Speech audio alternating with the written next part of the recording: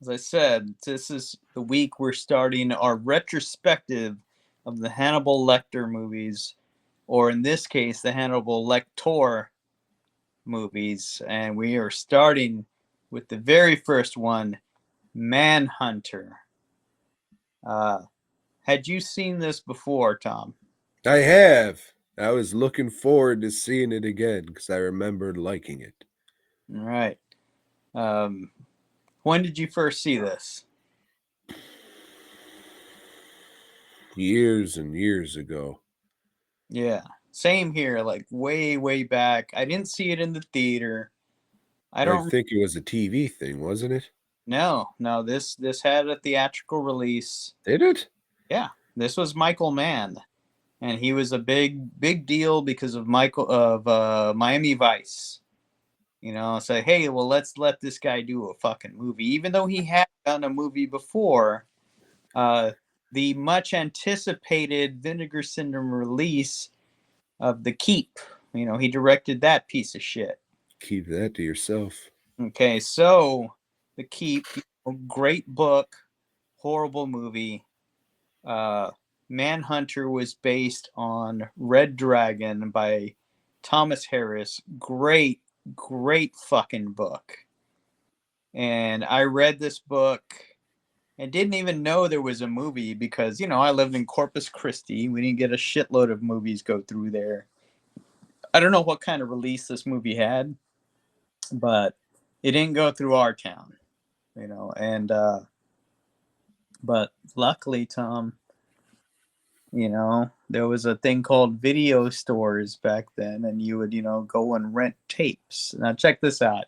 You would go to this place and there was all these tapes, videotapes.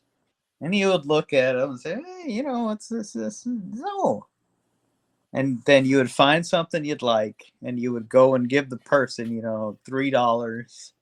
You'd take it home for like 2 days, bring it back, then do it all over again, Tom. Were Kind of, you kind?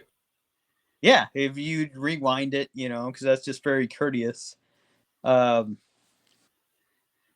I think I was a freshman when I first saw this, and I had just read the book, and I was like, oh, fuck, this movie Manhunter. It is based on the fucking Red Dragon book that I just read. And it's directed by fucking Michael Mann. I love Miami Vice. That's so cool. It's such a hip show.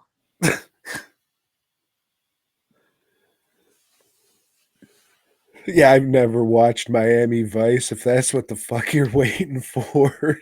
Good, Tom. You if you went back and watched that, watching it through this fucking time warp, that shit's fucking crazy and funny. It's like Baywatch Nights. Yeah, I got fucking, that's what I was going to say. I got Baywatch Havana Nights or whatever the fuck. Yeah.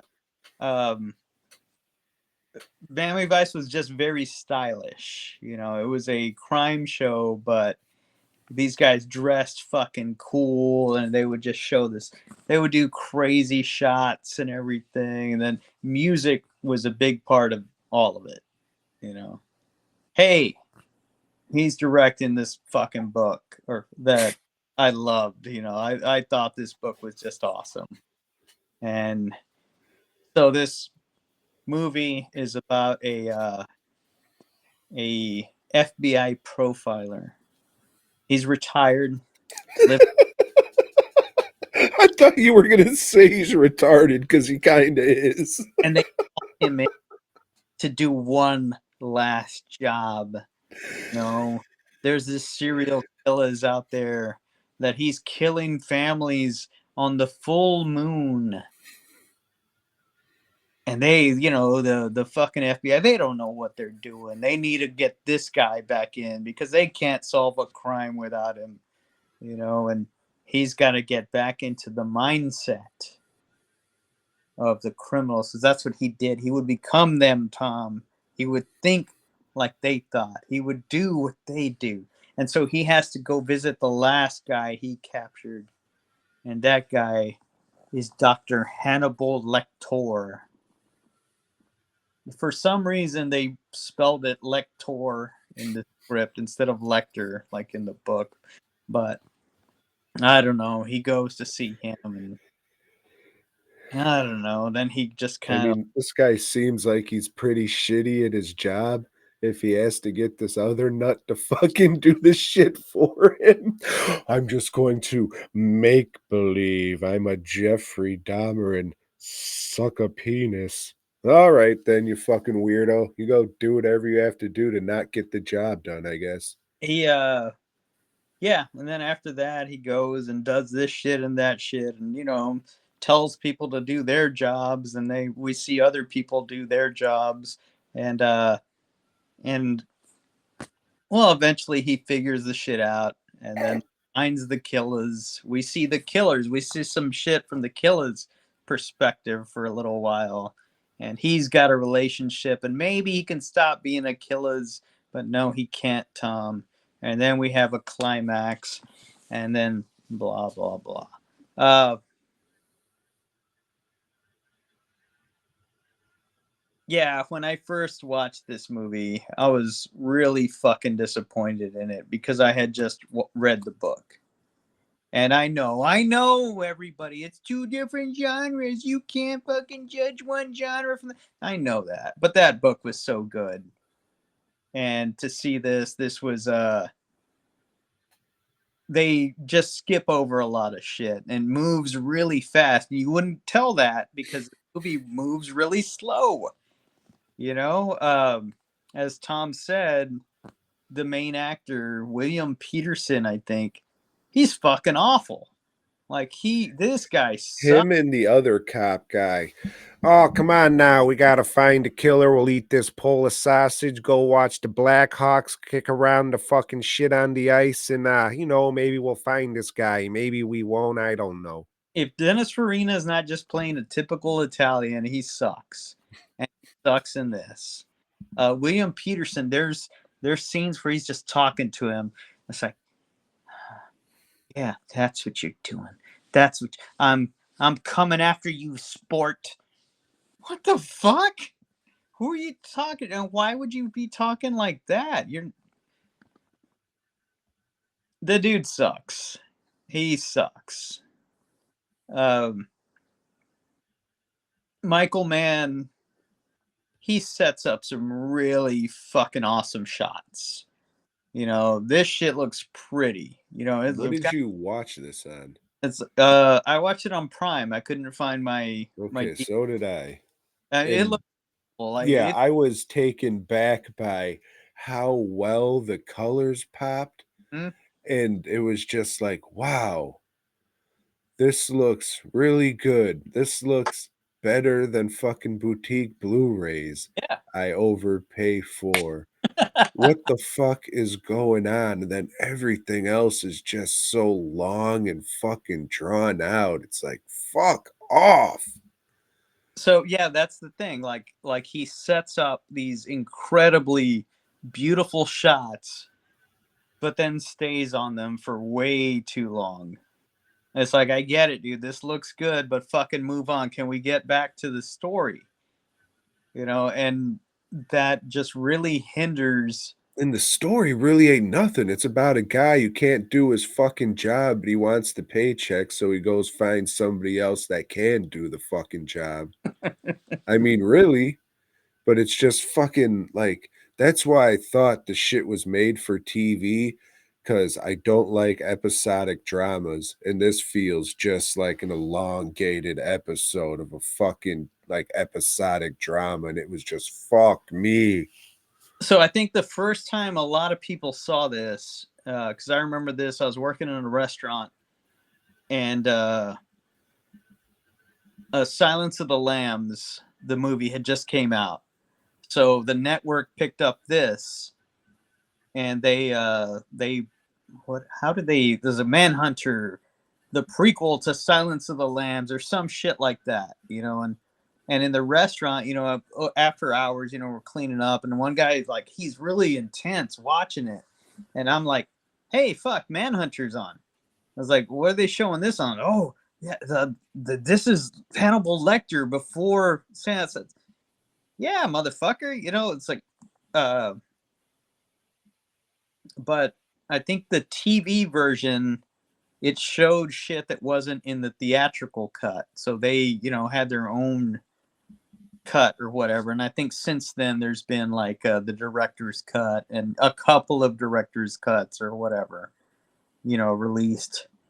Um, I like it. I think it's a good movie. It is very slow paced. It's definitely not for everyone, but I think it is a fucking good movie. I understand all the gripes you would have for it. I have a lot of them too. Um, the soundtrack at times is fucking badass, and at times it's just like, what? Why are you putting this piece of music or this song in here right now? And the one I have the most trouble with is at the end. They do this stupid like kind of love song, and man, we just watched a fucking serial killers movie. It wasn't about this guy's relationship with his wife. It was fucking weird. That choice of music. Um, it's an odd one. I like it. I could definitely understand people that would hate it, don't like it. There's people that say it's a masterpiece, Tom, and it is definitely not that. Yeah, I mean, some of the shots look fucking surprisingly nice, but if the fucking thing I was like, "Oh yeah, that was cool to see all those old products in the grocery store," then what the fuck? Hey, look at that old cornflakes box. Wow, that Hated by that time that they were in the in the grocery store. I was like, shit, they don't make half of these cereals anymore. so I mean, that's probably not a good thing. You should be paying attention to the fucking father and son kind. Oh shit, Folgers used to come like that, huh? But this actor, he's just so terrible in this role. That's yeah. Let's look at the cereal boxes. Yeah, and I didn't give a fuck about Ed Harris and Jason's fucking kid running around with pantyhose on his head. I thought he was great. I thought Tom Noonan. I think he's fucking great. There's scenes where he looks real conflicted, and there's scenes where he's just determined about what he's doing, and then when he just starts blowing away cops one by one, that's fucking badass. That shit looks great to me. Too little, too late. That's what I would say. I don't think all this fucking, oh yeah, ho hum, we're in another fucking white room with people talking again. The Oh, fucking but then payoff wasn't. that though, I mean, if you had checked out of it already, but I think films should build to that fucking climax But there. the climax sucked. There really wasn't much. Oh, a couple guys got shot. Sweet. Then he chokes him or something. Awesome. Sweet. That was worth all these people dying and getting told how horrible these crimes were. Oh, just choke him a little bit till he comes in his fucking robe or whatever the fuck he was wearing. Yeah. So the reason we watch this, because it is part of the Hannibal Lector. It's the first one, and this one is played by Brian Cox, and I think he's the best of all of them. Like, the thing is, in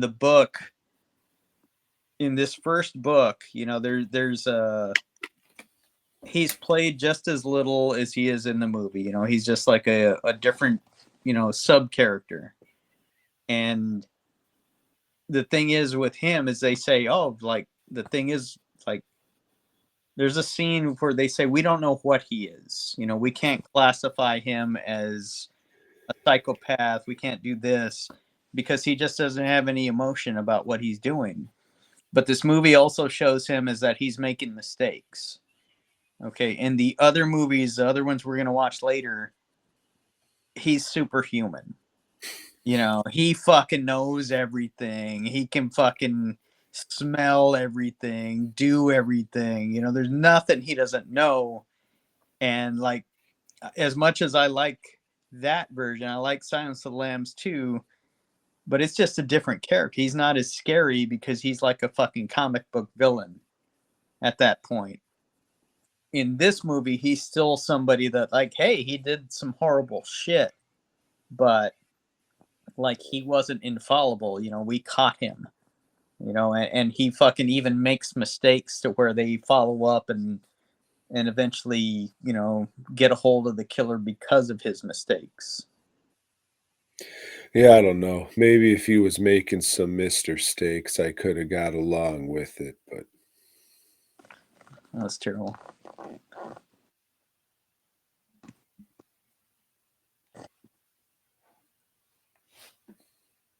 Yeah, well, I'll tell you, Tom, I dig it, you know, but I get it. You know, it's not great.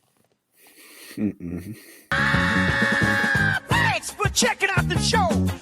We hope you dug it, baby.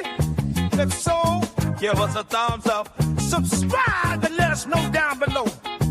Support Tom and Joe by heading over to dwnproductions.net and FastCustomShirts.com. Until next time.